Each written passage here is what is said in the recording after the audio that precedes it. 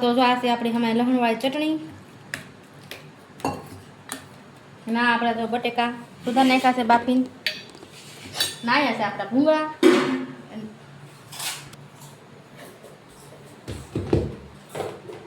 અહીંયા છે આપણે બટેટા બાફેલા અને જો અહીંયા આપણે તેલ આવી ગયું છે ને અહીંયા છે આપણા ભૂંગળા તૈયાર તળી નાખ્યા છે આપણે.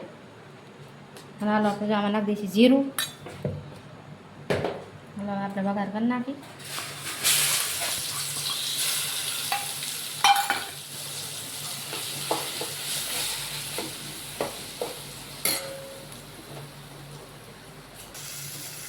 હાલો જો અહીંયા આપણે વઘાર મસ્તીનો ખાવા મળે છે લસણવાળી ચટણીનો. હાલો આપણે મસાલો બધો કકડી ગયો છે. હવે નાખી દઈએ આપણે બટેકા.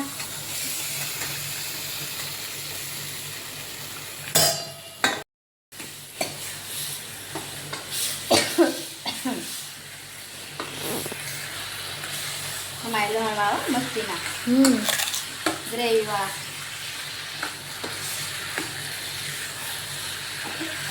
હવે આપણે બટેટાનો વઘાર થઈ ગયો છે. હવે આપણે ભૂંગળાનું બધું તૈયાર થઈ ગયું છે.